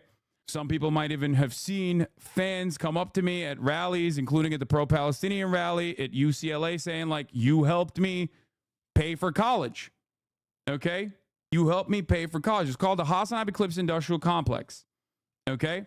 It's awesome. I love it. Okay. Hasanabi waiting room came up to me at the UCLA rally and was like, yo, because you have given me the opportunity to just like clip your shit and make money off of it, I've been able to pay for a percentage of my college tuition. I'm proud of that. I love that. Okay. It's something that I believe. It's something that I advocate for. Okay. Now someone has made a fake account called hasanabibusiness@gmail.com and is actively emailing fan channels to demand a piece of their revenue, claiming to be a part of my team. Okay, look at this. Let's talk about your use of Hassan's content. Hello, hope you're doing well. We've noticed that your channel, Hassan Reactions, has been posting a lot of Hasanabi's content. While it's awesome to see his stuff getting more views, we need to clarify something important. You don't actually have permission to use his videos the way you've been doing. And making money off them, ? That's a bit of a problem. We're not looking to shut things down entirely. In fact, we'd prefer to work together. If you're open to it, we'd like to discuss splitting the revenue you make from Hassan's content. This way, everyone benefits fairly. But here's the thing. If we don't hear back from you within the next week, we'll have to take action. This could include issuing copyright strikes. And as you probably know, 3 strikes can mean your channel gets taken down. We don't want it to come to that, but we need to protect Hassan's rights. Let's sort this out and find a way to make it work for both of us. Looking forward to hearing from you soon. Thanks for understanding. Best, Alex Carter, Hassan's team. Scammer ass motherfuckers. Okay? I do not know who the fuck this person is. I've never sent an email like this in my entire life. This fucking email, hasanabibusiness@gmail.com, is a scam. Okay? Jail this motherfucker. That's not a thing, okay? This is not a real thing. I have my own editors who have their own channels reaching out to me, being like, what the fuck is this? They came after Daily Dose. Look at this. Hello, unauthorized use of Hasanabi's content. We've noticed that your YouTube channel, Daily Dose of Hasanabi, is posting videos featuring Hasanabi's content without proper authorization. While it's great to see Hassan's content being appreciated, it's important to point out that you do not have permission to use his videos in this manner, nor are you authorized to monetize them. Yes, the fuck he is. My haters are fucking crazy, dude. They're so insane. Who does that? Who does that? We're reaching out to resolve this matter amicably. We would prefer to work together and suggest that you agree to split the revenue generated from these videos. This way, Hasanabi will be fairly compensated for the use of his content. However, please be aware that if we do not receive a response within 7 days, we will take further action. No, the fuck you won't. Scumbags. Please get back to us at your earliest convenience to discuss the terms of revenue sharing. My partner is a manager for musicians and gets similar scam emails made in her name, sending shit to artists all the time. It's become really common over the last year. Yeah, they're making it seem like there's a space between the Abi. They're making it seem like it's my last name or some shit. Don't fall for this. These are random scumbags. Okay? Douchebags. I don't think it's like actual dude by the name of Alex Carter. I don't think they're stupid enough to use their real government name when they're in the process of trying to scam people. And the worst part about it, like, these are the people that they're trying to fuck over are literally just like fans like you, okay? Like, you're in the chat. These are people who have been watching me for years, who saw that I don't like retain copyright over my own content. If you want to fucking make videos, if you want to make YouTube videos, obviously edit them a little bit, you know, clean it up a little bit. But like, if you want to make money off of posting my my content to YouTube, go ahead. That has been my policy for years at this point, for 5-6 years at this point. And there are channels with hundreds of thousands of subscribers for that reason. There are channels with actual check marks that they've received from YouTube with that reason, like verified fan channels. I cannot understand how someone would be so villainous that they're not like just trying to fuck me over by making me look like a bad person. Okay. They're literally fucking over random people like college students and shit. Ask chat to link the Hasanabi Productions email to. Yeah, they send it to every one of the fan accounts. Every single one. Assholes, dude. Assholes. This is why I do it, by the way. I'll show you why I do it. Here. Yeah, I'm trying to find the video. It was on Twitter of I think it was Daily Dose of Hasanabi, right? Isn't it? Thanks for covering this. I'm worried that they will strike. If that's the case, I don't know if it's possible for you to let your YouTube management know about this scam. Yeah, I will. Hasanabi waiting room. Sorry. The Daily Dose is this fan channel that also edits for me as well. Like, who the fuck do you think you are, man? Who the fuck? How dare you, dude? Yeah, here. This is why I do what I do, by the way. Here, this is it. Have a waiting room. You might not be able to hear. He's saying he was able to pay part of his tuition from his channel that replays clips of Hassan streams whenever Hassan is offline. Yeah. Fucking assholes, dude. Imagine trying to take that away from someone. Like, you could take the other route and like actually edit videos and repurpose them and post it on YouTube. But instead of doing that, you decided to be a fucking scumbag, dude. Instead of just doing what all these other guys are doing, you went to those guys and you tried to steal their fucking revenue. You are a piece of shit, dude. You're a fucking unimaginable scumbag. You're not fucking me over. You're fucking random people over. Assholes. Some of these dudes are so fucking brain broken, dude. Anyway, it's really frustrating. Okay, so I hope that all the fan channels that are tuning in, like, I hope that they all know that this is not a real thing. Okay, if you see this email in your fucking inbox, know that it's not from me. It's from some random scumbag. You can tell them to suck your dick. And if they try to fucking strike you, reach out to Lil Bear or reach out to me. I will fucking tell YouTube. Okay? No wonder why there were only 4 or 5 posters in the past week. Even your main channel is taking over the hub. It's probably scared the smaller ones. Yeah. Yeah, they're probably trying to stop other channels from like posting. HasanabiBusiness@gmail.com. Fucking assholes, dude. 70% chance this is a scammer or 30% is from a hater community. I agree. All right, let's continue. Let's get back to this. Let's get back to what we were talking about. JD Vance being a fucking unlikable loser. Politics that what can swing undecided voters in a place like Wisconsin is whether you seem like somebody they would like to have a beer with. Yeah. Why would people in Wisconsin want to have a beer with you? Well, I guess they'd want to have a beer with me because I actually do like to drink beer. And Old saying. Good one, dude. He just seems so uncomfortable, dude. He just seems so incredibly uncomfortable at every moment. Tim Walz, when were you ever in war? What was this weapon that you carried into war, given that you abandoned your unit right before they went to Iraq?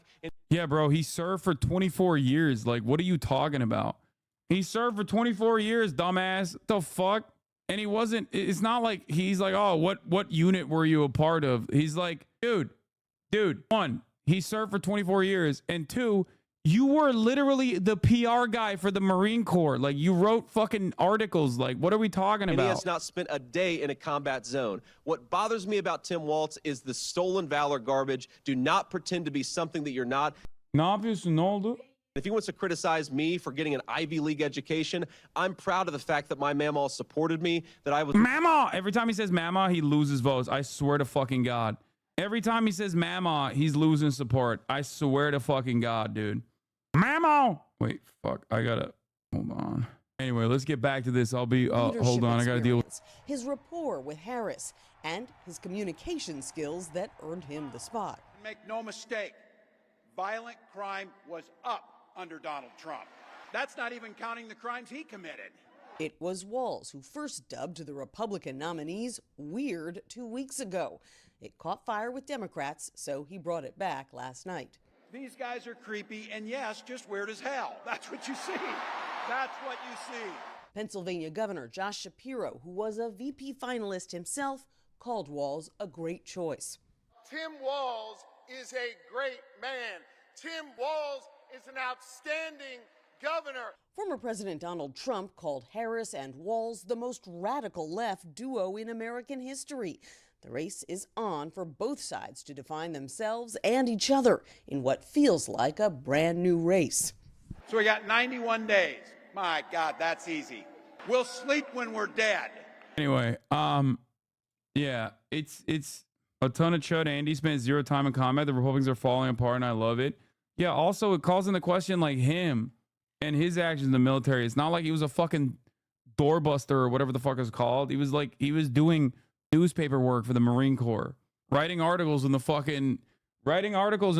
operating base about which crayon is the tastiest. Anyway, he pitched a commercial. The Marine turns into a knight and slays the dragon. Okay, that one's kind of a banger, though. Another terrible Vance clip from today. Oh, yeah, we talked about what makes you happy. Sometimes, what makes you smile? This is such a great line of attack because, like, I told you this yesterday when we were watching the Tim Walz compilation, the Tim Walz compy of him, like, just going to the fucking state fair with his daughter, getting on a roller coaster. Like, this is something that he has also brought up. It's something that Tim Walz himself has brought up, but it's like, can you see? I remember him, like, in the Ezra Klein interview, he was like, can you ever picture, like, Donald Trump after a long day of work coming home and, like, throwing the Frisbee with his dog? You can't. And he's right. You really can't. I mean, to be honest, you can't really do that with Kamala either. But you certainly can with Walz. Because he's like, he exudes this, like, normal status. You know what I'm saying? You cannot fucking picture a guy like Jedediah Vance. You cannot picture a guy like Jedediah Vance doing any of these normal things. I think that plays really well with the broader electorate, especially in the Midwest. He's exactly the kind of phony that I think people despise, like in the Rust Belt, in the Midwest, like people that just have openly shat on their own people, their own neighbors, in an effort to, like, appeal to liberal sensibilities. That's entirely what he wrote his book on. That's how he got a Netflix deal. That's why he was killing it on MSNBC as the white working class whisperer, talking about how, like, Appalachians, yeah, he's a carpetbagger, exactly. Talking about how Appalachians are like weird mountain people that just have so much resentment and are all fentanyl addicted losers. And that's why they have so much anger for everybody. I think that's the reason why his approval rating is so goddamn low in his own goddamn state. Because people know him. They got his number. They know what he's about. I'm from there and that's not wrong. No, it's fucking bullshit, man. These are real people, okay? These are real people whose dreams have been destroyed by industry leaving their towns.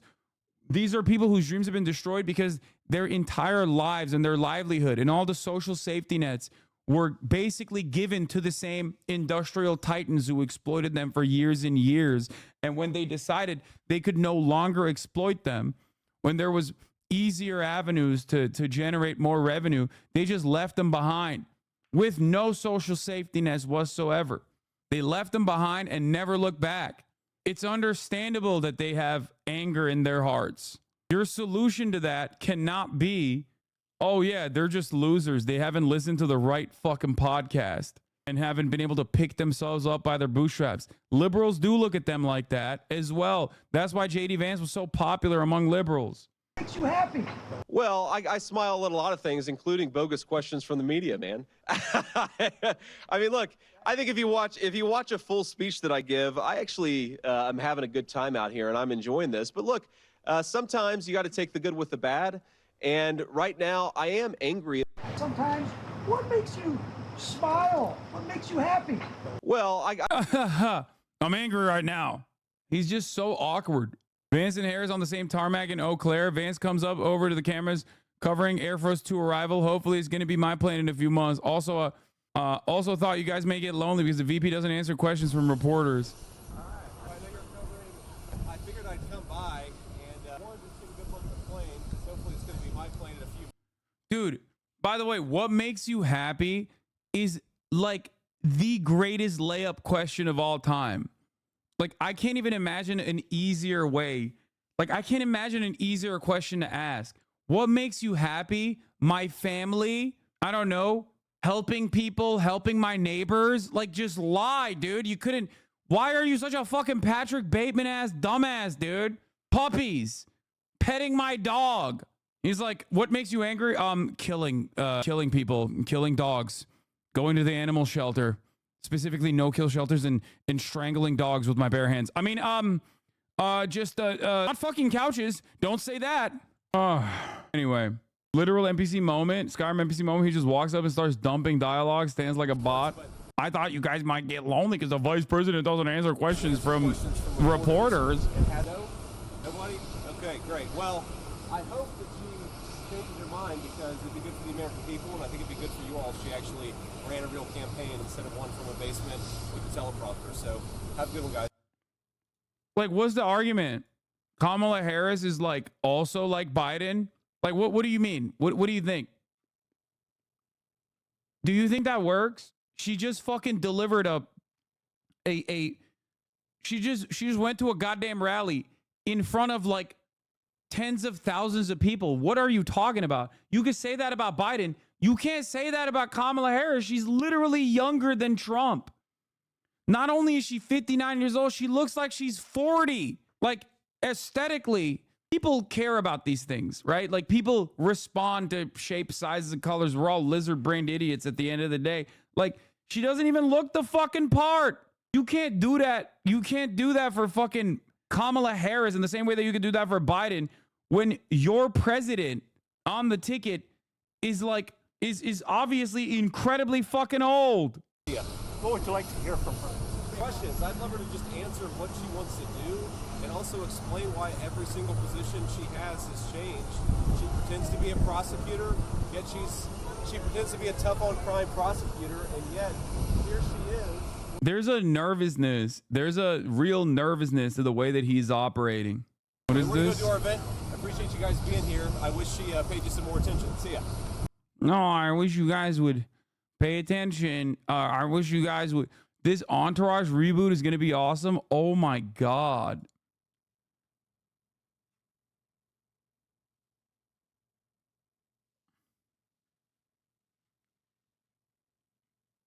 Oh my God.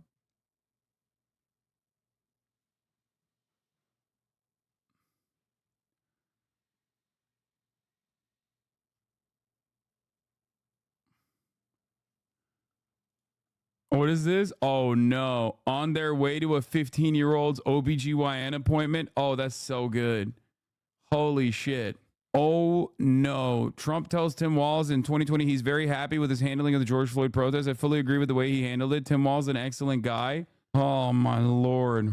So you mean to tell me Donald Trump, on the one hand, glazed Tim Walz's way of dealing with fucking George Floyd protests, and also literally gave like $13,000 to Kamala Harris's election campaign?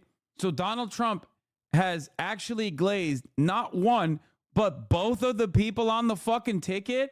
That's crazy. That's crazy. Both the Harris and the Walz operation has been certified by Trump. I know Governor Walz is on the phone, and we spoke, and I fully agree with the way he handled it the last couple of days. I asked him to do that, and the whole world was laughing. 2 days, 3 days later, I spoke to the governor. The governor's, I think, on the call, and he's an excellent guy. You've got a big National Guard out there that's ready to come in and fight like hell. I tell you... Walz called the National Guard on the George Floyd protests in his state, okay? That's why I said his record on this is both very good and also kind of bad at the same time. Like, he's responsible. He definitely allowed the prosecutions to continue. So that's a big deal. He gave it to Keith Ellison. That's a huge deal, right? That's actually a pretty big fucking deal. That you do that if you are legitimately progressive on the issue. But he also called the National Guard simultaneously, even though he turned around and apologized for it too later down the line, where he said, like, look, I think we mishandled the situation. I take ownership over that. Like, really interesting dude overall on that matter. What they did in Minneapolis was incredible. They went in and dominated, and it happened immediately. Tim is on the phone now. Tim Walz. Again, I was very happy with the last couple of days, Tim. You called up big numbers, and the big numbers knocked them out so fast it was like bowling pins. Our city is grieving and in pain. And I would just say, as far as the potential, the peaceful protesters who are expressing an outrage that is real. They witnessed 8 minutes of a man dying in front of them. Well, at that point in time, I did something unprecedented. I mobilized the entire Minnesota National Guard, and that's what the president was alluding to with the size of the force was capable. But I think, again, Mr. President, you asked on explaining this, I would just say, it's going to be very difficult. There are bad actors in this, but there is such a legitimate anger. Our real dilemma here is the transition back is to the catalyst that sparked this across the country, and that was what happened with the Minneapolis Police Department. So what we did is a lot of this, what you saw yesterday, was engaged. Minneapolis is a little bit different. I'm not saying this is the glaze walls at all, but like Minneapolis is the epicenter, right?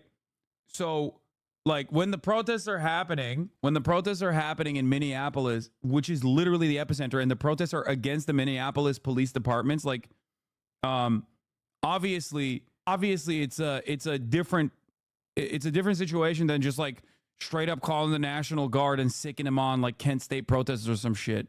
Even though I do think I don't know what the best way to deal with it is, but I still don't think that like the National Guard is the best possible option. Yeah, they burned down a police station. What is the governor of the state supposed to do? I mean, they did burn down the police station. It was kind of crazy. They burned down the police station, and the majority of Americans were in agreement with that decision. What a crazy moment that was in time, dude. I could not believe it. The majority of Americans polled on it. Agreed with the decision to burn down the police station. Yeah. 54% of Americans think burning down the Minneapolis police precinct was justified after George Floyd's death. Also, it turns out it was a Boogaloo boy who was charged in the fire of Minneapolis police precinct during the George Floyd protests. Ivan Harrison Hunter, a Texas right-wing extremist, bragged about helping set the fire and was seen shooting 13 rounds at the building. That is an insane amount of people to be cool with arson. Yeah, it wasn't just arson, big dog. I think at that moment, people understood because they saw a fucking person who is a public servant tasked with protecting and serving, openly executing someone with his own physical body, okay? Not even just like mag dumping, but in a very deep and very personal way, doing a white supremacist hate crime murder in broad daylight in front of 42 people, literally with their phone cameras. You had every angle you could possibly see this gruesome murder with.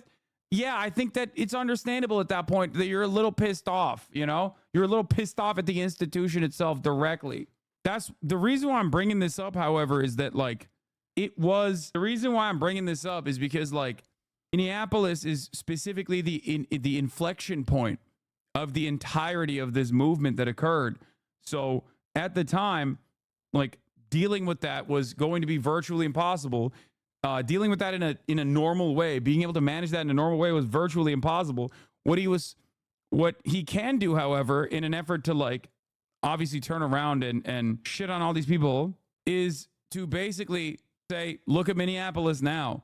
Crime is down, and it is readjusted, just like everything else.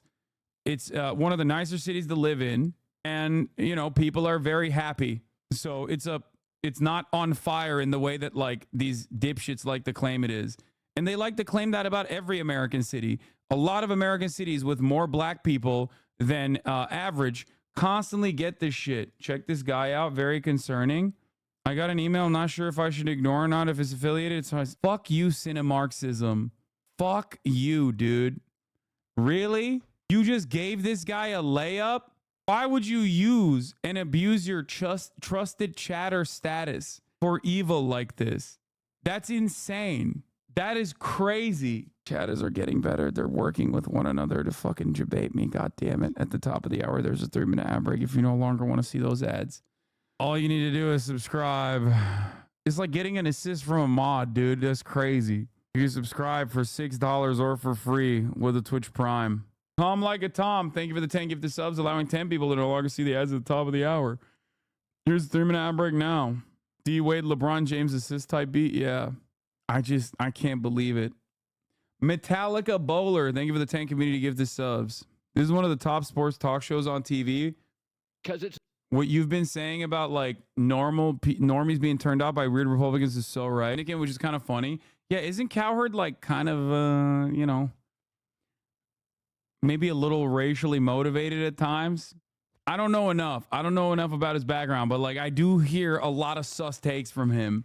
Like, so it is kind of interesting to hear a guy who I only know is with like sus takes coming out and saying these sorts of things. Fun. He's a real Boston head.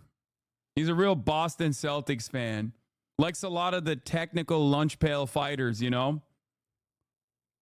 First in, last out of the gym type of players that he likes. He doesn't like the athleticism of certain players, you know? They're genetically just athletically gifted and they don't work hard enough like some other players do. Okay, he likes the high IQ players who are scrappy underdogs. No, I'm kidding. But I have heard a lot of shit. Like every time I have heard statements from him, it's giving the attitude that I'm explaining to you. Anyway, let's get back to this. Here, let's run this back. This is Donald Trump glazing Tim Walz in the way that he handled the George Floyd protests. I know Governor Walz is on the phone. I do love that he has a Diet Coke right in front of him in this photo. That's my goat. Okay? God damn it, dude. I think I take points off for him drinking out of a glass with ice in it because that actually ruins the integrity of the soda. Real soda boys know you have to drink it straight from the bottle cold or straight from the can cold. It actually, when you dump it into a fucking glass and you actually put like ice in it, it waters it down, it dilutes it. You can't have that. I hate that shit. Okay? Straight up. Real soda boys drink from the tap. Yup. Obviously the dynamic changes if we're talking about premix. If you're talking about like from the fountain, that's different. Obviously you got to put ice in that. But if you're talking straight from the source, like a bottle or a can, you got to go straight to the can. I despise putting it in a glass with ice in it. It ruins the gas. It dilutes the whole process. I don't fuck with that. Okay? And we spoke, and I fully agree with the way I'm not trying to have a flat ass drink. I'm trying to have some bubbles. he handled it the last couple of days. I asked him to do that, and the whole world was laughing. 3 days later, I spoke to the governor. The governor's, I think, on the call, and he's an excellent guy. You've got a big National Guard out there that's ready to come in and fight like hell. I tell you, what they did in Minneapolis was incredible. They went in and dominated. And it happened immediately.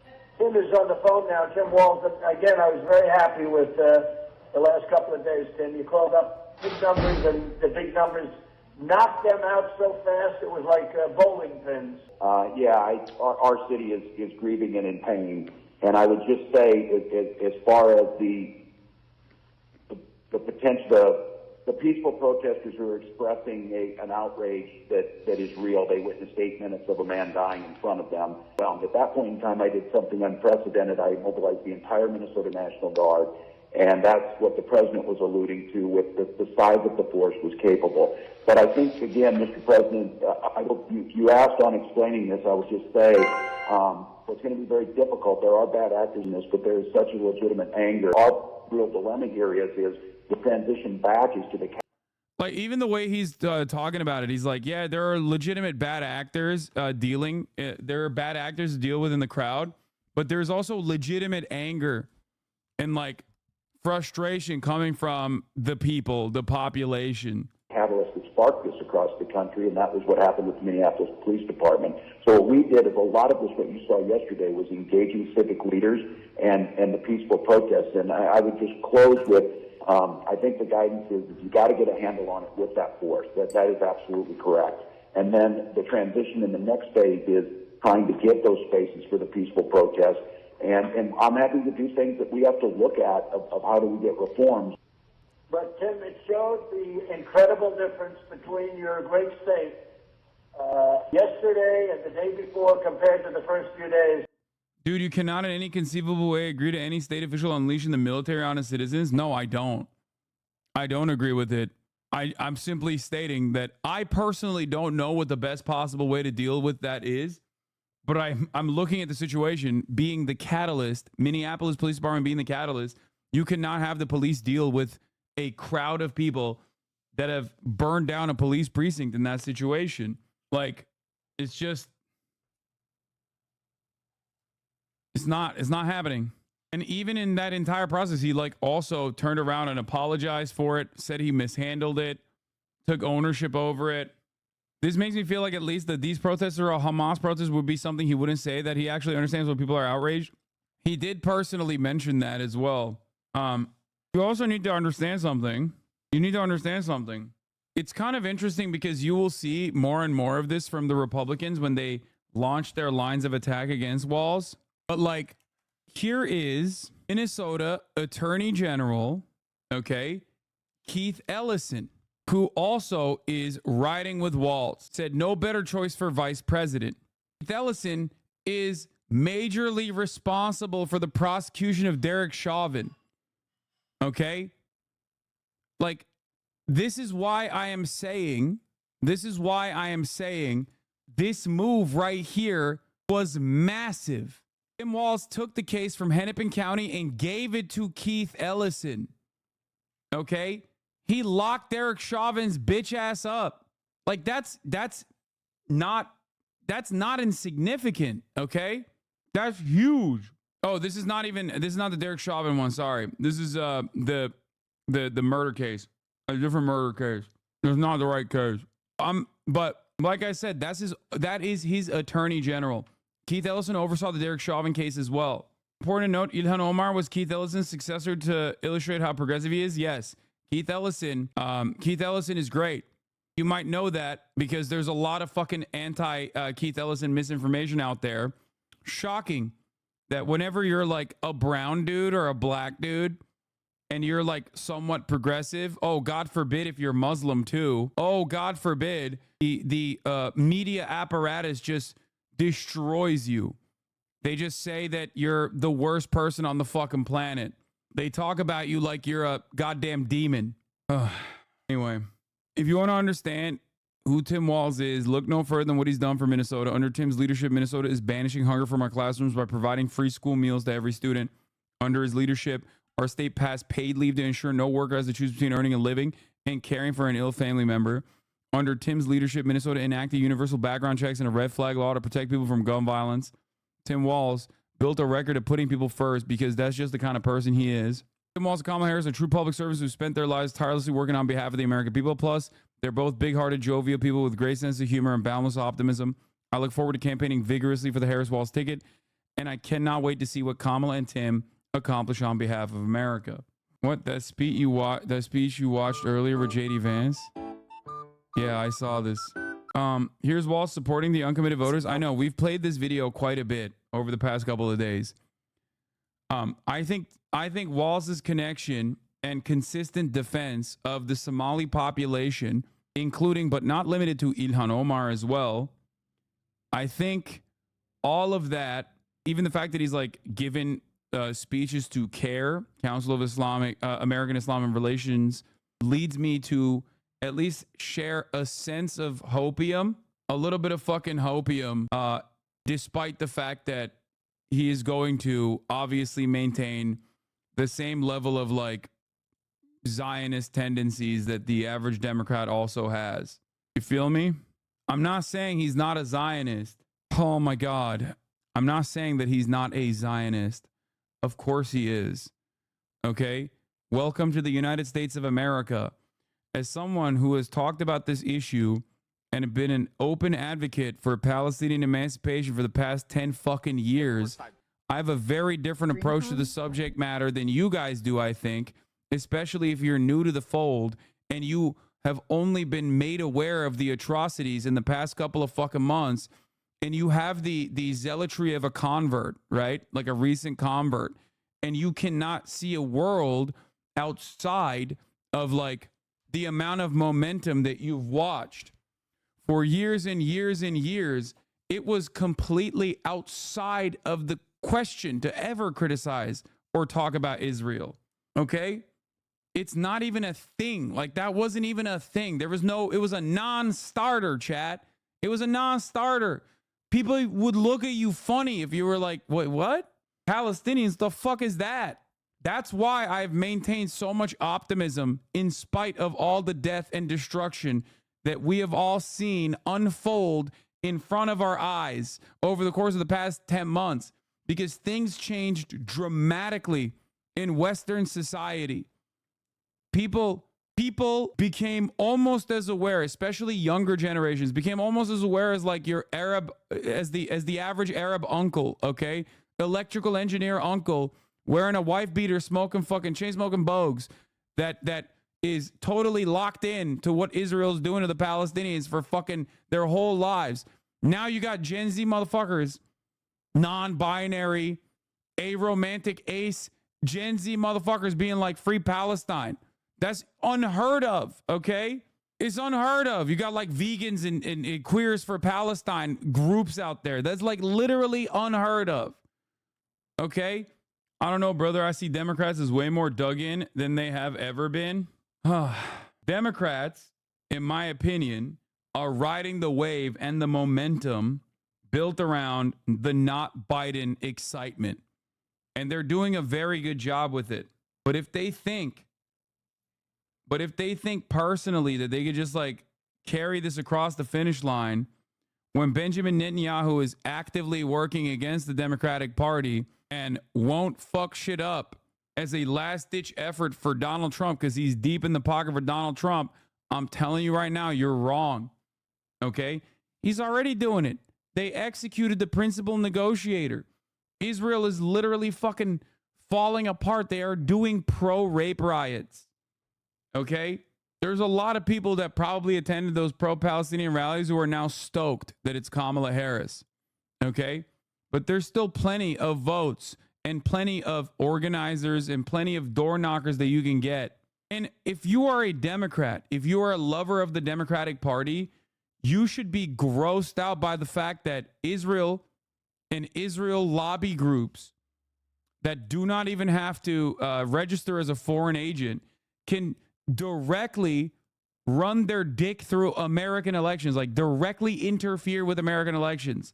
We saw this with Jamal Bowman in that primary, and we saw it last night with Cori Bush. It's disgusting. It's completely unacceptable. It's unimaginable. Cori Bush once slept outside of Congress. Okay? That's how fucking ride or die she is. Cori Bush used to be homeless. Okay? She once slept outside of Congress, specifically to protest. Here. Representative Cori Bush sleeps outside Capitol to protest the end of eviction freeze. I know what it's like. It's not okay to just sit back and allow 7 million people, possibly upwards of 7 million people, to be at the risk of eviction in a little more than 24 hours, she told CBS News affiliate USA at the Capitol overnight. We can't just sit back and allow that. As a sitting member of Congress, it is our duty, it is my duty to make sure that I'm representing everyone in my district. The decision to stay at the Capitol overnight came after Bush penned an emotional letter to her colleagues on Friday, urging them not to leave for August recess until the moratorium was extended. I've been evicted 3 times myself. I know what it's like to be forced to live in my car with my 2 children, she wrote. Now that I'm a member of Congress, I refuse to stand by while millions of people are vulnerable to experiencing that same trauma I did. She told her congressional colleagues that if they do not act immediately, the fallout of the eviction crisis will undoubtedly set us backwards. After the loss of nearly 600,000 Americans due to this pandemic, lawmakers need to be held to the highest levels of accountability to enact legislation. Many of my Democratic colleagues choose to go on vacation early today rather than staying to vote to keep people in their homes. She tweeted outside of Congress in the middle of the night. July 31st deadline is already an extension on the eviction freeze, and the CDC said last month that it will be the last, but the end of the moratorium comes as the majority of households in the U.S. that could face eviction are also in COVID-19 hotspots, raising alarm among housing advocates. Anyway, here's what she said in her defeat speech last night. From my position as Congresswoman, all you did was take some of the strings off. Let's be clear. Let's be clear. Let's be clear. Let's be clear. Let's be clear. Let's be clear. Let's be clear. Let's be clear. Let's talk about what it really is. Because see, now I don't have to work some strings that I have attached, and as much as I love my job, but all they did was radicalize me, and so now they be afraid. See, now they about to see this other Corey, this other side, because let me say this. I just grew up a whole lot more over the last few weeks. Just grew up a whole different way. And so what they are about to get, they think, so the thing is this. The thing is this, I don't think that anything, there is nothing that happens in my life that happens in vain. Can you explain Cori Bush's vote in the infrastructure plan? I understand AIPAC's involvement is the reason she lost her street, but I don't understand her calculus in voting against the plan. It's the same as Jamal Bowman. Okay? They wanted Biden to, they were defending Biden when Democrats and Republicans were trying to split the infrastructure bill. They wanted to stay committed to the actual terms of the Build Back Better plan. They were pushing for that, whereas the Democratic Party leaned on Joe Manchin and capitulated and caved to those and separated the bills. So if this happened, it's because it was meant to happen. And let me say, it's because of the work that I need to do. And let me say this, AIPAC, I'm coming to tear your kingdom down. Oh, there's a new Biden interview. We'll get to that in a second. These liberals celebrating Bush getting beat and comparing her to Nazis are so fucking gross. Democrats are quietly purging their extremists. The GOP can't exactly follow suit because his main extremist is the guy in charge of the party. Yeah. Thanks, Noah Smith. You fucking baboon. Shut the fuck up. Noah Smith, who literally started just paying attention to Israel stuff and wrote a shit ton of articles. And then the first time he read an Isaac Chodemer interview with a fucking extremist settler, he realized that he was inventing BDS. He literally was like, oh, wow, if these guys are this crazy, we should boycott them. Mr. Three-State Solution. I hate these fucking brainless monsters, okay? Absolute brainlets, all of them. But they have so much confidence. Corey got done so dirty, and some dumb fucks like Armin Doma is like, it's hard for me to feel bad because she voted against da-da-da, while also glazing Genocide Joe for the brave act of getting the hell out of the way and stepping down. What a joke some people are. Yeah. I hate those guys, man. They're all such fucking clown asses, and they're permanently wrong, and it doesn't fucking matter. They're permanently wrong, and yet they just keep getting celebrated by other people just because they agree with how wrong they are. Just like nothing will ever happen to the fucking Biden dead enders, who I told you would immediately at the flip, like immediately they would flip the script and advocate for whoever the fuck comes next. They did that. Yeah, here, this is whether you're pro Cori Bush or anti Cori Bush, pro Israel or anti Israel, how can any American who cares about democracy be okay with the lobby group, in this case AIPAC, spending $15 million to defeat one member of Congress and now $8 million to defeat another? Insanity. We'll keep yelling about this over and over again. But one thing that a lot of these idiots don't realize in the Democratic Party is that it will harm them in the long run. Okay? These guys, AIPAC is a right-wing operation. It has the interests of a foreign, very far-right government in mind. Okay? Their entire goal is to get Democrats to do right-wing shit. They're unseating progressive Democrats. The Democratic Party is so stupid. You should be registering AIPAC as a foreign agent yesterday. What the fuck are we doing? What? Elliot Engel was never going to do what Jamal Bowman did. He was the better alternative. Unless you're willing to offer a better alternative, shut the fuck up about what actual progressives are trying to do in office. Lacey Clay was never going to do what Cori Bush did. For those of you with real lives who do not have to monitor the coup-attempted criminal social media feed, he has been calling VP Kamala Harris Kamabla. I reached out to a senior Trump campaign official to sort it out. Here's how it went. Why is he misspelling her name Kamabla? He responded with Kamabla. What does that mean? Kamabla. Can I use on the record Kamabla? Like that's what they're doing. Just being fucking real normal about it. Here.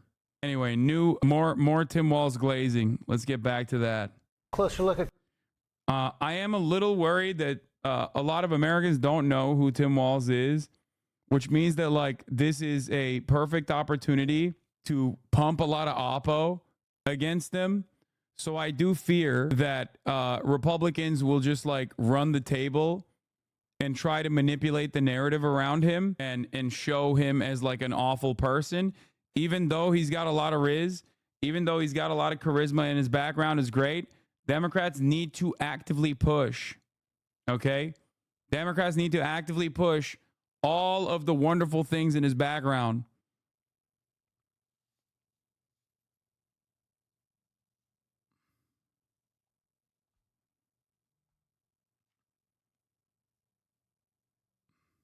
Kamala Harris's running mate, Minnesota Governor Tim Walz. Just a few days ago, most Americans never heard of him. Senior White House correspondent Selena Wang has more on this former high school teacher, football coach, now competing to be America's next vice president. Good morning, Selena. Good morning, George. Governor Walz's rise to the Democratic ticket has been meteoric. In a matter of days, he went from being a relatively unknown politician to leading the party's attacks on Trump and J.D. Vance. And now he is racing to introduce himself to the American people. Born and raised in rural Nebraska, Governor Tim Walz's journey to the Democratic ticket, anything but conventional. I couldn't be prouder to be on this ticket. Walz, a former high school social studies teacher, now a vice presidential candidate at 60 years old. He joined the Army National Guard at 17 to help pay for college, serving 24 years as an enlisted soldier while teaching in Minnesota. Tim Walz was the kind of teacher and mentor that every child in America dreams of having. He also coached football, taking the team to its first state championship and leading the school's first gay-straight alliance. As a student that was bullied and a student that needed to feel safe in my high school community. He's perfect. Both Tim and Gwen made man. Like, he's perfect. If this campaign now messages in the direction, we'll see what happens tonight. We'll see what happens tonight in Michigan. There's going to be some active protests from the uncommitted campaign in Michigan tonight. It's a banger rally. It's massive. UAW in attendance. Like, they're going crazy over it. A lot of UAW members themselves are also demanding a ceasefire and demanding that the administration take action. If they say some shit there, it will be a pivotal, it will be a turning point. I think it's, I don't know if they will, because the cheers will drown out the frustration and anger that people might feel. The anger, the justifiable anger that people have. Okay. What are you doing?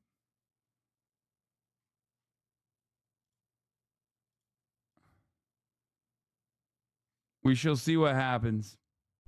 Damn, this guy's good.